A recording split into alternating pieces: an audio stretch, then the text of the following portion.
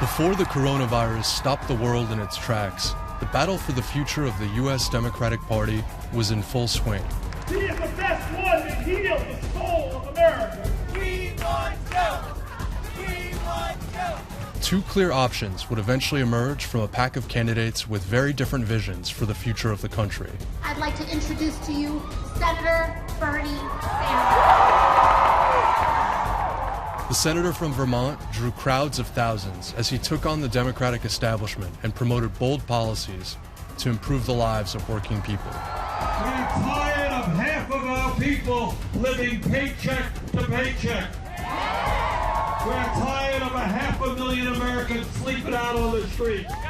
He's really making a case for all those who aren't living the American dream, but much more probably closer to an American nightmare. At a critical moment, the Democratic establishment coalesced around former Vice President Joe Biden, propelling a familiar face to the front of the race. Let's take this back now. Can Joe Biden beat Donald Trump? Oh, yeah. One hand or both tied behind his back. Fault lines followed both candidates on the campaign trail in the two places that may have mattered most, Michigan and South Carolina. I mean, what happened in South Carolina? I mean, what happened? Sanders has suspended his campaign and endorsed Biden, but many Democrats remain concerned that the party is too fractured to defeat Donald Trump in the fall. I don't consider Bernie Sanders part of the Democratic Party because he's not. He's an independent. And August, thank you. And his supporters, I don't see as furthering what I understand the Democratic Party to be. They want to change the Democratic Party. I believe Joe Biden's candidacy itself is a middle finger to my generation and all future generations. I will not be voting for Joe Biden. Give me a break. Joe Biden's got the power. Do you think the Democratic Party has ever been this divided? Not in my lifetime. I've been here 65 years, and I've been involved with politics, but I've never seen the country in the shape that it's in now.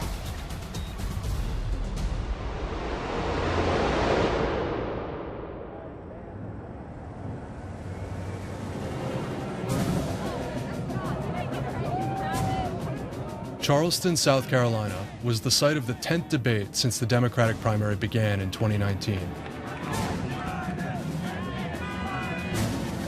A diverse group of contenders was now reduced to 7 white candidates, including 2 billionaires.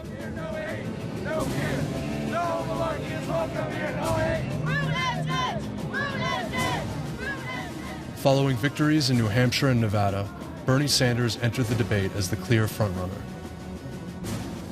That we're either going to support someone who's a Democratic socialist or somebody who has a long history of being a Republican. If we go to one of those extremes, we take a terrible risk of re-electing Donald Trump. Thank you, Mr. Stein. I'm Daniel Marins, and I cover politics for HuffPost. I've spent the last few years reporting on how Democrats have responded to Donald Trump's election. The party has largely splintered in 2 distinct lanes.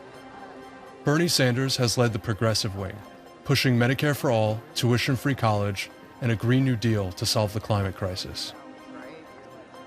The moderate wing's main argument has been electability, that Joe Biden can put together the coalition of voters Democrats need to beat Donald Trump. The fact is, I'm not out of time. You spoke over time, and I'm going to talk. Here's the deal. Some progressives believe the influence of big money is a defining feature of the conflict within the party, and they criticize the Democratic establishment's reliance on wealthy donors. The moderate wing is effectively kind of produced by big money.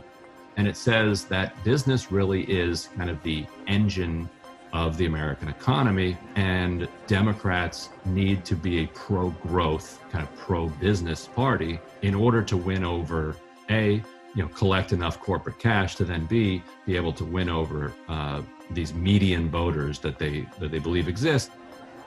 Moderates in modern day parlance literally means reliance on corporate money. It's what it's become.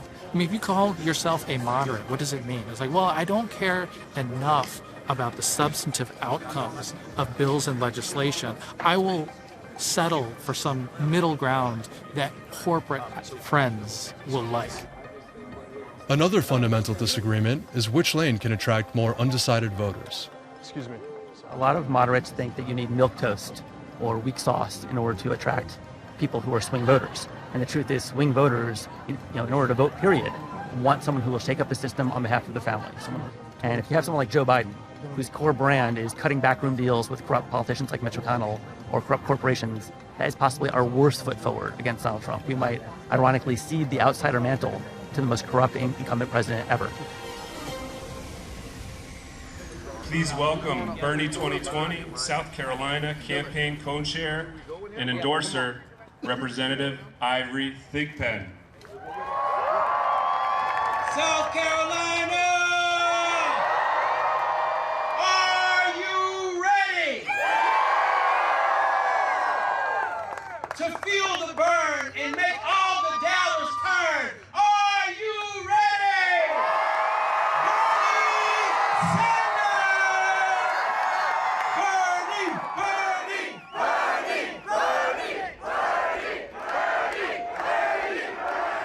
As the United States Senator, I know the power of the 1%.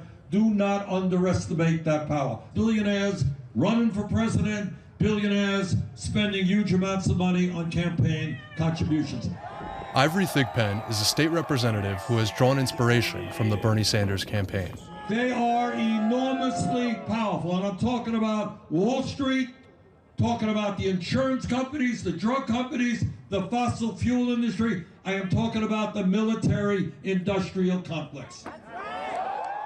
He's the one person that you see willing to stand up against corporations, stand up against billionaires, stand up even against the system and the elites in government, regardless of which party or side of the aisle they're on. So I think he embodies a lot of things that really we need if our democracy is to be saved. In addition to his political work, Thigpen is a pastor at Rehoboth Baptist Church. He sees a spiritual connection to the social justice agenda promoted by Sanders. I'm reminded of the songwriter that said, "How excellent is thy name." And from what I have seen and what Senator Sanders has shown to me is that he is one that genuinely cares for the least of these. That is a scripture and a quote that Jesus declared that we all should be, is that we should be concerned for the least of these. We must first talk about compassion and discuss it as it differentiates itself between sympathy and empathy. Amen. I've seen that genuine care for others, for those who have been left out, those who have been marginalized, those who have been oppressed, those who have been trampled over, those who have been chewed up and spit out by the system. Those are the people that when I hear him standing up and talking, those are the people that he's fighting for. Those are the people who he's saying that we're going to give them a fighting chance. After losing the first 3 states in the primary, Joe Biden staked his comeback on a big victory in South Carolina. He relied on support from black voters, often emphasizing his close relationship with former President Barack Obama. Not only was he a vice president, but he was a friend. He was a champion of the president. Melissa Watson is a high school teacher and longtime Democrat who is backing Joe Biden. Some of her former students run this barbershop in North Charleston. Beauty salons and barbershops are huge. That's where the political discussions happen. Hello. What's going on? Not a whole lot. Mr. Tim. Yes, ma'am. Have you decided whether or not you're going to vote today or not? Not yet, not yet. I've been doing South Carolina politics for a minute. We lost so many voters like you. Melissa says younger voters are less attached to Joe Biden's legacy as vice president and more open to Sanders' ideas. A lot of us are in poverty, you know what I mean? A lot of us losing homes, it's deep.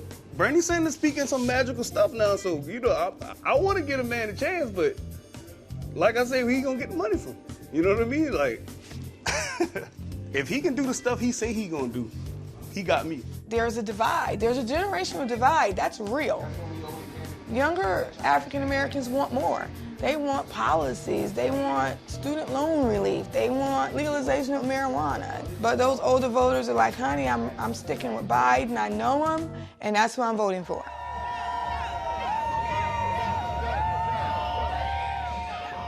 On Election Day, voter turnout surged, passing the record set by Barack Obama in 2008. Biden won South Carolina by almost 30 points and claimed more than 60% of the black vote, according to exit polls. It's going to be a decisive win, and so we don't have to worry about a brokered convention. That's important, very important. A man who will restore the goodness of this business and take us to where this country can be. Ladies and gentlemen, my good friend, one who I know, who you know, but most of all, who knows us.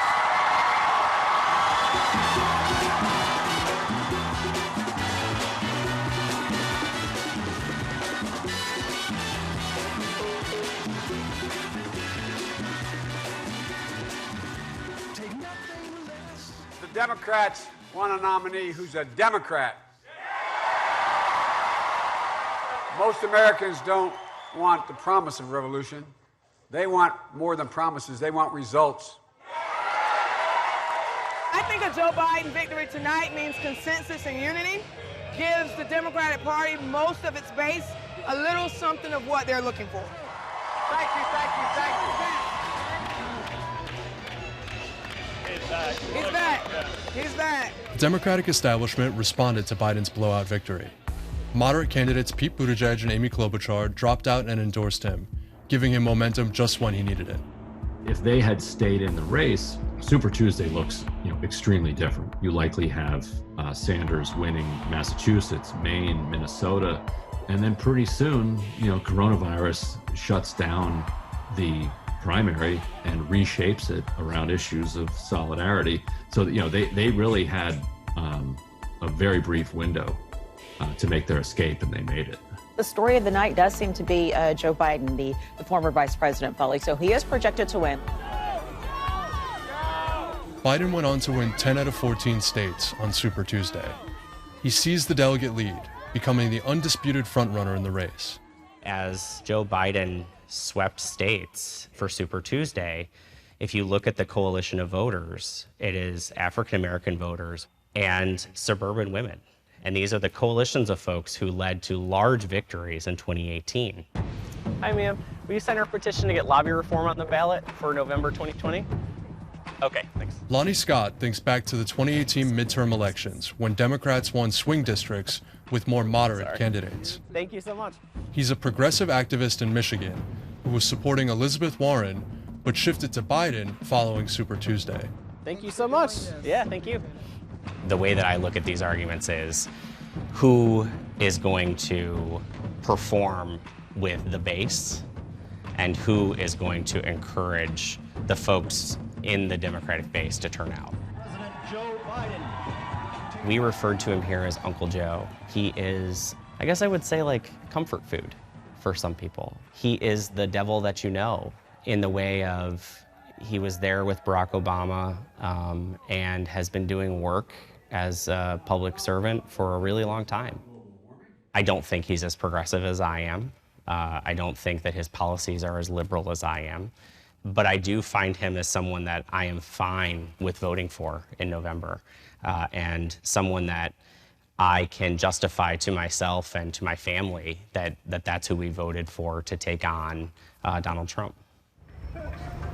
Bernie or die, bitch! Hey, hey, oh ho, Bernie Sanders has got to go! Hey, hey, oh ho, Bernie Sanders has got to go! Hey, hey, no KKK, no fascist USA! No drugs, no police! 8 more years! 8 more years! 8 more years! 8 more years! Hoping to make a final stand, Bernie Sanders canceled events elsewhere and focused intensely on the state of Michigan. End of the line for the Bernie rally is outside! During his 2016 run, Sanders defeated Hillary Clinton here in the primary. His victory foreshadowed her narrow loss to Donald Trump that November. If Sanders could repeat the feat, it would revive his campaign and prove once again that he could win in a battleground state. I am what's called a staging home. People who want to volunteer to canvass for Bernie Sanders report to my home. 72 hours before Election Day, a group of Bernie Sanders supporters gathered at Linka Perrin's home just outside Detroit. These volunteers are fueled by anger at the suffering around them and the corrupt political system they blame for it. They are excited by Sanders' reliance on small donations as opposed to big checks from wealthy donors. Very shortly here in a minute, we're going to be getting to the crucial work of building our movement. But I want to know why each of you are here, what you are fighting for. A lot of people don't get paid time off, and I think that right now what we're experiencing with the coronavirus is certainly pointing to why Medicare for all is crucial. This 1%, their tentacles are affecting everything. They're exploiting groups of people around this country just to make more money. And I really believe that Bernie wants to fix this from a systemic standpoint. Getting another milquetoast Democrat as the competition is not going to drive people to the polls. They'll call anyone to the left of Ted Cruz a socialist. And we need to make sure that we don't water down our beliefs, inspire nobody, and let Trump beat Biden in the general election. That is what will happen if we put Biden forward for the general election. So much of Joe Biden's recent surge has been based on the idea that he'd be the best at taking on Donald Trump. You don't think so? Absolutely not. Joe Biden represents part of the establishment that sent people to the polls voting for Donald Trump. He's the politician that voted for NAFTA and was really behind the TPP and other trade agreements that harm our country. He represents why manufacturing plants are closed down. He represents healthcare industries and pharmaceuticals making so much money at our expense while we're drowning in, medical bankruptcies. I can't support that. The night before Election Day, Joe Biden fans lined up for a rally outside Renaissance High School in northwest Detroit. People we spoke to here didn't think Sanders could defeat Donald Trump in the general election. I admire the man for what he's trying to do, but Bernie, he talks a lot of eargasm. It sounds good to the ear, but when the bottom line comes down, when the rubber hits the road, there's no free lunch. Why do you think a moderate candidate is the best person to run against Donald Trump? I think Joe Biden is the right candidate. I know that he's pulled in other primaries Republicans who aren't happy with the Trump administration. I know he has a lot of support from independents. He obviously has a lot of support from Democrats, and I think that's the recipe. I don't think any candidate is going to ultimately win the presidency with just their party base. He is the best one to heal the soul of America. He is the best one to bring dignity back to that office. And that person is one person. That person's name is Joe Biden.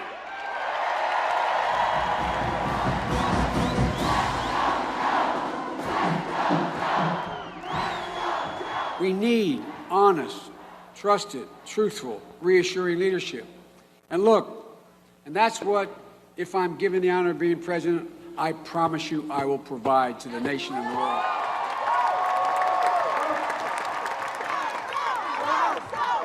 Before Biden could finish his stump speech, a protest broke out in the crowd.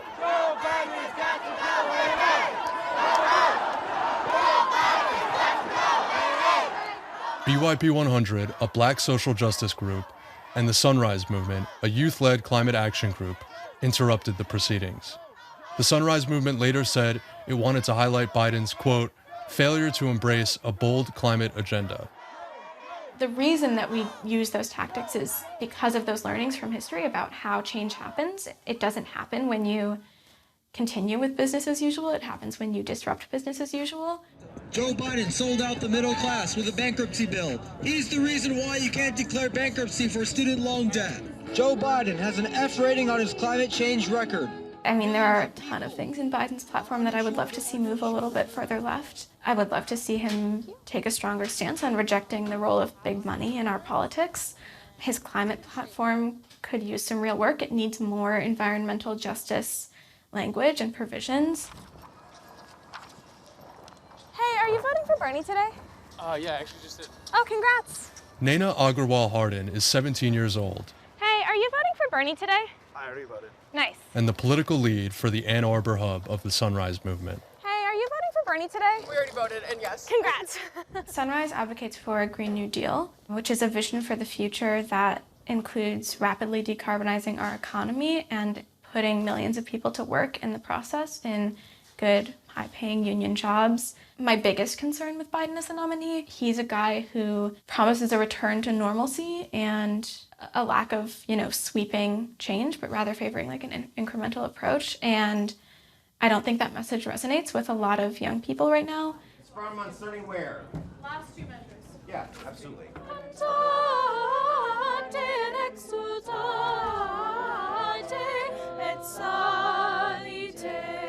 Do you think the Democratic Party takes young people for granted? Yeah, I mean, after this election cycle, I kind of do. Polling across the board has showed that young people are overwhelmingly in favor of progressive ideas, and I haven't seen a really meaningful effort from the Democratic Party to move further left and to adopt some of those progressive ideas in who they're backing as a nominee. I hope that people will be energized enough by the desire to beat Donald Trump that they show up anyway, and that could very well be the case, but it is a concern. So I want to hear you say it with me. I am. I am. Somebody. Somebody. I am. I am. Somebody. Somebody. I am. I am. Somebody. Biden's victory margin for the state was 17 points. Sanders didn't win a single county. He failed to win among the rural and working-class white voters who supported him here in 2016. What are you feeling right now? Frustration. Frustration. We're seeing a generational divide where the youth vote is 100% behind Bernie. We're trying to clean up the mess that the boomer generation has left us, and they don't want to face that fact. So this is a historic and deep betrayal of our generation and all future generations. And frankly, I hope their grandkids forgive them, because I know I won't. Hundreds of thousands of people lost jobs directly because of the policies that Joe Biden advocated for. Joe Biden voted for every single last war. We are currently spending $250 million a day on war, and we're not even at war. No one is attacking us. I think that there are a lot of people who are voting for Bernie who are not at all interested in a Joe Biden presidency. Are you one of them? I'm undecided, but I know that right now I'm not seeing anything from Biden that makes me believe that a vote for him would be much different than a vote for Trump, and that makes me very sad to say.